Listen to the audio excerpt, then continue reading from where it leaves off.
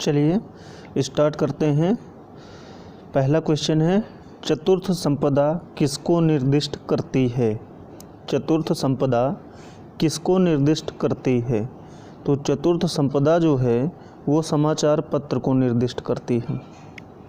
Next question, समाचार पत्र को निर्दिष्ट करती है। अच्छा, ये चतुर्थ संपदा है क्या, इसे हम समझते हैं।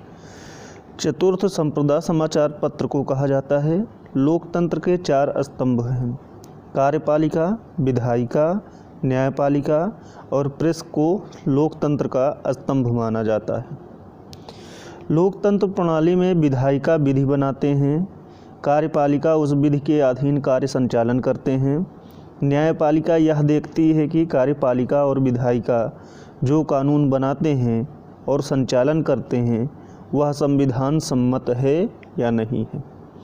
प्रेस द्वारा जनता और सरकार के बीच संवाद बनाए जाते हैं। नेक्स्ट क्वेश्चन है, प्रेस की स्वतंत्रता किस अधिकार में निहित है? प्रेस की स्वतंत्रता किस अधिकार में निहित है? तो प्रेस की स्वतंत्रता भाषण स्वतंत्रता अधिकार में है। प्रेस की स्वतंत्रता भाषण स्वतंत्र के अधिकार में निहित है। भारतीय संविधान के मौलिक अधिकार में स्वतंत्रता के अधिकार के अंतर्गत 7 प्रकार के स्वतंत्रता दिए जाते हैं। स्वतंत्रता का अधिकार अनुच्छेद 19 में वर्णित है। संविधान में प्रेस की स्वतंत्रता का वर्णन अलग से नहीं हुआ है। उच्चतम न्यायालय ने अपने निर्णय में कहा है कि प्रेस की स्वतंत्रता अनुच्छेद 19A के अधीन वर्णित वाक की स्वतंत्रता में निहित है। संविधान संशोधन 1978 में 44वां संविधान संशोधन द्वारा जनता दल सरकार ने संपत्ति के अधिकार को मौलिक अधिकार से बाहर कर दिया और अनुच्छेद 300 का के अंतर्गत कानूनी अधिकार में रखा। संपत्ति के मौलिक अधिकार 31 को निरस्त कर दिया गया था। नेक्स्ट क्वेश्चन, वित्त आयोग क्या है? वित्त आयोग क्या है? वित्त आयोग क्या है? तो वित्त आयोग है पंचवर्षीय निकाय। पंचवर्षीय निकाय वित्त आयोग है। वित्त आयोग एक पंचवार्षिक निकाय है। वित्त आयोग एक संवैधानिक संस्था है। इसका गठन राष्ट्रपति द्वारा प्रत्येक 5 वर्ष पर अनुच्छेद 280 के तहत केंद्र सरकार को वित्तीय मामलों पर सलाह देने के उद्देश्य से किया जाता है। इसमें एक अध्यक्ष तथा 4 अन्य सदस्य होते हैं। भारत में प्रथम वित्त आयोग का गठन 1951 में किया गया था, जिसके अध्यक्ष केसी नियोगी थे। अब तक भारत में 14 वित्त आयोग गठित हो चुका है।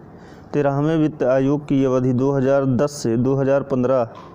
अध्यक्ष इसके विजय केलकर। 14वें वित्त आयोग की अवधि 2015 से 2020। अध्यक्ष थे इसके Y B Reddy. Next question है, राष्ट्रीय आपात स्थिति की घोषणा जारी नहीं रहती यदि संसद की अवधि के भीतर उसे अनुमोदन प्रदान न कर दे। यदि संसद एक माह की अवधि के भीतर उसे अनुमोदन प्रदान न कर दे। राष्ट्रपति आपात की स्थिति की घोषणा जारी नहीं रहती यदि संसद 1 मास की अवधि के भीतर उसे अनुमोदन प्रदान न कर दे। भारत के संविधान के भाग 18 में 3 प्रकार के आपातकाल का वर्णन है। पहला, राष्ट्रपति राज्यों में यदि संवैधानिक तंत्र विफल हो जाता है, अनुच्छेद 356 के अधीन। वित्तीय आपातकाल अनुच्छेद 360 के अधीन और राष्ट्रीय आपात अनुच्छेद 352 के अधीन लागू किया जाता है। वित्तीय आपातकाल अब तक भारत में एक बार भी लागू नहीं हुआ है। राष्ट्रीय आपातकाल अब तक 3 बार लागू किया जा चुका है। 2 बार विदेशी आक्रमण के कारण और 1 बार आंतरिक अशांति के आधार पर। अनुच्छेद 352 के अधीन राष्ट्रीय आपातकाल विदेशी आक्रमण, सशस्त्र विद्रोह और आंतरिक अशांति के आधार पर लागू किया जा सकता है। लेकिन जनता दल सरकार ने 1978 ईस्वी में 44वें संविधान संशोधन द्वारा यह व्यवस्था की कि आंतरिक अशांति के आधार पर राष्ट्रीय आपातकाल की घोषणा नहीं की जा सकती है। अब विदेशी आक्रमण या सशस्त्र विद्रोह के आधार पर आपातकाल की घोषणा की जा सकती है। भारत में अब तक 3 बार आपातकाल लागू किया गया, 26 अक्टूबर 1962 से 10 जनवरी 1968 ईस्वी तक। दूसरा 3 दिसंबर 1971 से 27 मार्च 1977 ईस्वी तक। तीसरा 25 जून 1975 से 22 मार्च 1977 ईस्वी तक। प्रथम 2 बार विदेशी आक्रमण के कारण चीन और पाकिस्तान से युद्ध के कारण लगाया गया। तीसरी बार आंतरिक अशांति के कारण। आपात की उद्घोषणा का 1 माह के भीतर संसद द्वारा इसका अनुमोदन किया जाना चाहिए। अनुमोदन के बाद आपात 6 माह तक लागू रहेगा। नेक्स्ट क्वेश्चन है, भारतीय संविधान में नागरिकता के प्रावधान कब लागू हुए? भारतीय संविधान में नागरिकता के प्रावधान 1950 में लागू हुए। भारतीय संविधान में नागरिकता का प्रावधान 1950 में लागू किया गया। नागरिकता एक्ट 1955 के अधीन संसद ने कानून बनाया। दिसंबर 2003 में नागरिकता संशोधन विधेयक 2003 पारित कराए। लक्ष्मीमल सिंघवी की अध्यक्षता वाली समिति की सिफारिशों के आधार पर 16 देशों को दोहरी नागरिकता प्रदान की गई। नागरिकता कानून में संशोधन 1992 के अधीन किया गया। माता या पिता में कोई भी नागरिक हो तो उनके बच्चे भी भारत के नागरिक होंगे। इससे पहले यह प्रावधान था कि केवल पिता भारत का नागरिक हो तो बच्चे को भारतीय नागरिकता प्रदान होती थी विदेश में जन्म लेने पर। नेक्स्ट क्वेश्चन, निम्नलिखित में से कौन राज्यपाल की नियुक्ति करता है? निम्नलिखित में से कौन राज्यपाल की नियुक्ति करता है? तो राज्यपाल की नियुक्ति भारत के राष्ट्रपति करते हैं। राज्यपाल की नियुक्ति राष्ट्रपति द्वारा होती है। राज्यपाल केंद्र और राज्य के बीच विवाद का मुख्य कारण में एक है। राज्यपाल सत्ताधारी पार्टी से जुड़े होते हैं और राज्यों में अन्य दलों की सरकार होने पर विवाद बढ़ जाता है। केंद्र राज्य संबंध पर सरकारिया आयोग ने जो सिफारिश किए हैं उससे कुछ विवाद कम हुआ है, फिर भी बना हुआ है। सरकारिया आयोग के संपूर्ण सिफारिश लागू करने से काफ़ी विवाद कम हो जाएगा। केंद्र राज्य संबंध पर सरकारिया आयोग 1983 से 88 ईस्वी सबसे महत्वपूर्ण संस्तुतियाँ किया है। राज्यपाल पद का दुरुपयोग सत्ताधारी राज्यपाल के द्वारा करते हैं। नेक्स्ट क्वेश्चन है, निम्नलिखित रिटों में से किस एक का अक्षरशः अर्थ शरीर आपके पास लाया जाए?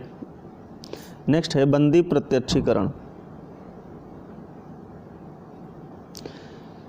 तो बंदी प्रत्यक्षीकरण का अर्थ है सशरीर आपके पास लाया जाए, अर्थात सशरीर न्यायालय में उपस्थित किया जाए। जब कोई व्यक्ति बंदी बनाया जाता है तो 24 घंटे के अंदर उसे निकटतम न्यायालय में उपस्थित करना चाहिए। पुलिस को गिरफ्तार किए व्यक्ति को 24 घंटे से अधिक हिरासत में रखने का अधिकार नहीं है। 24 घंटे में यात्रा के समय को नहीं जोड़ा जाता है। 24 घंटे से अधिक पुलिस को रखने के लिए न्यायालय से अधिकार प्राप्त करना होता है। निरोध निवारण कानून का अधीन गिरफ्तार व्यक्ति पर यह कानून लागू नहीं होता है। नेक्स्ट क्वेश्चन है, भारतीय संविधान के जनक के रूप में किसे जाना जाता है? तो भारतीय संविधान के जनक के रूप में B.R. अम्बेडकर को जाना जाता है। B.R. अम्बेडकर को भारतीय संविधान का जनक माना जाता है। डॉक्टर अम्बेडकर को भारत में दलित का सबसे बड़ा लीडर के रूप में जाना जाता है। डॉक्टर अम्बेडकर ने तीनों गोलमेज सम्मेलन में भाग लिया। डॉक्टर अम्बेडकर ने द्वितीय गोलमेज सम्मेलन में कम्युनल अवार्ड पर हस्ताक्षर किया। गांधी और अम्बेडकर के बीच पूना पैक्ट द्वारा कम्युनल अवार्ड रद्द कर दिया गया। बाल गंगाधर तिलक को वैलेंटाइन सिरोल ने भारतीय अशांति का पिता कहा है। तिलक अखिल भारतीय स्तर के भारत के प्रथम लीडर थे। नेक्स्ट क्वेश्चन है, अशोक मेहता समिति ने पंचायती राज के लिए किस प्रतिमान की संस्तुति की थी? तो अशोक मेहता समिति ने द्विस्तरीय पंचायती राज की प्रतिमान की संस्तुति की थी। अशोक मेहता समिति का गठन जनता दल सरकार द्वारा 1970 में किया गया था। अशोक मेहता समिति ने पंचायती राज को 2 स्तर पर लागू करने की बात कही थी। अशोक मेहता समिति ने जिला परिषद और मंडल पंचायत बनाने की सिफारिश की थी। अशोक मेहता समिति की संस्तुति को लागू नहीं किया गया। बलवंत राय मेहता समिति का गठन 1957 में हुआ था। नेक्स्ट क्वेश्चन है, निम्नांकित में से दल बदल विधेयक के संबंध में क्या सत्य नहीं है? तो दल बदल विधेयक के संबंध में लोकसभा के सभापति को अनर्ह नहीं ठहराया जाएगा यदि वह बाद में किसी अन्य राजनीतिक दल का सदस्य नहीं बन जाता। चौथा ऑप्शन सही होगा। दल बदल विरोधी विधेयक में यह प्रावधान नहीं है कि लोकसभा के सभापति को अनर्ह नहीं ठहराया जाएगा यदि वह बाद में किसी अन्य राजनीतिक दल का सदस्य बन जाता है, तो कथन गलत है। दल बदल कानून सबसे पहले राजीव गांधी सरकार द्वारा 1985 ईस्वी में लाया गया। इसके लिए संविधान का 52वां संशोधन करना पड़ा। संविधान में 10वीं अनुसूची का समावेश किया गया। मूल संविधान में 8 अनुसूचियाँ थीं। 9वीं अनुसूची भूमि सुधार से संबंधित है। नेक्स्ट क्वेश्चन है, निम्न में से किसका मिलान सही नहीं है? हिंदू विवाह अधिनियम 1955, गर्भ का चिकित्सीय समापन अधिनियम 1971, महिलाओं पर घरेलू हिंसा अधिनियम 1990, महिलाओं पर क्रूरता 1995। तो महिलाओं पर घरेलू हिंसा अधिनियम 1990 ये गलत है। 1995 में यह अधिनियम आया था। हिंदू विवाह एक्ट 1955 के अनुसार हिंदू एक से अधिक विवाह विलग होने की स्थिति में ही कर सकता है। हिंदू उत्तराधिकारी एक्ट में संशोधन किया गया है। अब लड़की को पैतृक संपत्ति में अधिकार दिया गया है। महिलाओं पर क्रूरता रोकने के लिए 1955 में एक्ट लाया गया। गर्भ का चिकित्सा समापन एक्ट 1971 के अधीन है। मातृत्व लाभ एक्ट 1961 के अधीन दिया जाता है। नेक्स्ट क्वेश्चन है, भारत सरकार का प्रथम विधि अधिकारी कौन है? भारत सरकार का प्रथम विधि अधिकारी भारत का महान्यायवादी होता है। भारत सरकार का प्रथम विधि अधिकारी भारत का महान्यायवादी है। अनुच्छेद 76 के अधीन भारत में महान्यायवादी पद का गठन किया जाता है। भारत में महान्यायवादी की नियुक्ति राष्ट्रपति द्वारा किया जाता है। महान्यायवादी किसी भी सदन, समिति, आयोग और न्यायालय में भारत सरकार का पक्ष रखने जा सकता है। राष्ट्रपति के प्रसाद पर्यंत पद धारण करता है। भारत का सबसे बड़ा विधिवेत्ता माना जाता है। नेक्स्ट क्वेश्चन है, पिछड़े वर्गों के लिए राष्ट्रीय आयोग किस वर्ष में स्थापित हुआ था? पिछड़े वर्गों के लिए राष्ट्रीय आयोग 1993 में स्थापित हुआ था। अनुच्छेद 340 के अंतर्गत राष्ट्रीय पिछड़ा वर्ग आयोग का गठन करेगा। राष्ट्रपति पिछड़ा वर्ग आयोग का गठन करेगा अनुच्छेद 340 के अंतर्गत। राष्ट्रपति को यह अधिकार है कि किसी राज्य के राज्यपाल के सहयोग से किसी जाति को पिछड़े वर्गों में शामिल कर सकता है। किसी वर्ग को राष्ट्रपति पिछड़े वर्ग से बाहर भी कर सकता है, इसके लिए आवश्यक सलाह संबंधित राज्य से करके। नेक्स्ट क्वेश्चन है, चुनाव याचिका पर निर्णय लेने का अधिकार किसमें निहित है? चुनाव याचिका पर निर्णय लेने का अधिकार चुनाव आयोग में निहित है। चुनाव से संबंधित अंतिम निर्णय उच्चतम न्यायालय द्वारा लिया जाता है। चुनाव आचार संहिता के किसी प्रावधान पर निर्णय करने का अधिकार चुनाव आयोग को है। राष्ट्रपति चुनाव से संबंधित अंतिम निर्णय उच्चतम न्यायालय में होता है। राष्ट्रपति चुनाव से संबंधित विवाद का निर्णय केवल उच्चतम न्यायालय में होता है। राष्ट्रपति चुनाव से संबंधित विवाद 1 माह के समय सीमा के अंदर लाना होता है। नेक्स्ट क्वेश्चन है, भारत में वित्त आयोग की नियुक्ति किसके द्वारा की जाती है? भारत में वित्त आयोग की नियुक्ति भारत के राष्ट्रपति द्वारा की जाती है। वित्त आयोग के में 5 सदस्य होते हैं। राज्य वित्त आयोग की नियुक्ति राज्यपाल द्वारा किया जाता है। अनुच्छेद 243 के झा के अधीन गठित होता है। राज्यपाल प्रत्येक 5 वर्षों पर राज्य वित्त आयोग का गठन करता है। राज्य वित्त आयोग पंचायती राज व्यवस्था एवं नगर पालिका पर अपनी रिपोर्ट देती है। 73वें संविधान संशोधन लागू होने के 1 वर्ष के अंदर वित्त आयोग गठन का प्रावधान था। नेक्स्ट क्वेश्चन है, निम्न में से कौन सा मूल अधिकार पूर्ण रूप से उपलब्ध कराया गया है?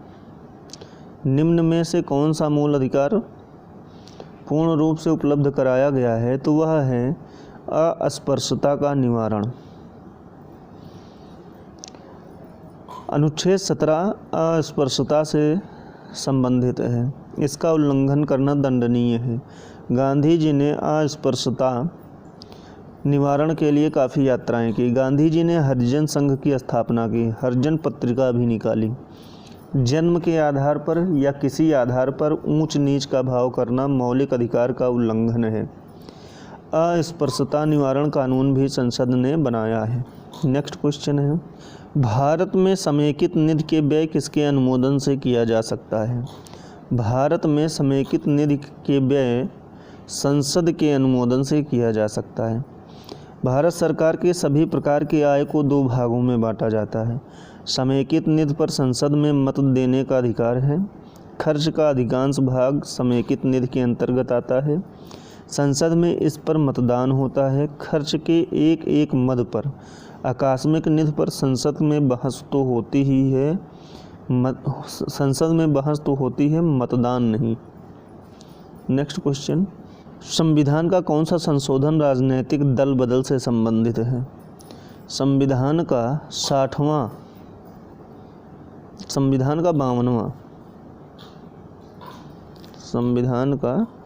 52वां संशोधन जो है दल बदल से संबंधित है। 1985 ईस्वी में राजीव सरकार द्वारा दल बदल कानून लाया गया। राजनीति को नैतिकता प्रदान करने के लिए लाया गया था। नेक्स्ट क्वेश्चन है, राज्य नीति के निम्न निर्देशक सिद्धांतों में से कौन सा गांधीवाद दर्शन पर आधारित था? तो गांधीवाद दर्शन पर आधारित जो था वो था ग्राम पंचायतों का आयोजन। राज्य नीति निर्देशक तत्व में ग्राम पंचायतों का आयोजन गांधीवादी दर्शन है। गांधी जी सर्वप्रथम सत्याग्रह दक्षिण अफ्रीका में किए। भारत में गांधी जी ने सत्याग्रह चंपारण में 1917 ईस्वी में किया। गांधी जी अखिल भारतीय स्तर का प्रथम आंदोलन 1919 ईस्वी में रॉलेट एक्ट के विरोध में किया। नीति निर्देशक तत्व में बराबर काम के लिए बराबर मजदूरी का उल्लेख है। नेक्स्ट क्वेश्चन है लास्ट, रिट जारी किए जाते हैं। रिट जो है वो सर्वोच्च न्यायालय और उच्च न्यायालय द्वारा दोनों जगह से जारी किया जाता है। उच्चतम न्यायालय और उच्च न्यायालय मौलिक अधिकार के हनन होने पर 5 प्रकार के रिट जारी कर सकते हैं। अनुच्छेद 32 के अधीन उच्चतम न्यायालय जारी करता है। उच्च न्यायालय 226 अनुच्छेद के अधीन भी 5 प्रकार के रिट जारी कर सकते हैं। तो ये था आज के 20 क्वेश्चन जो कि किसी भी पेपर की दृष्टि से बहुत ही महत्वपूर्ण है। हम कल फिर नए 20 क्वेश्चन के साथ आएंगे, तब तक के लिए धन्यवाद।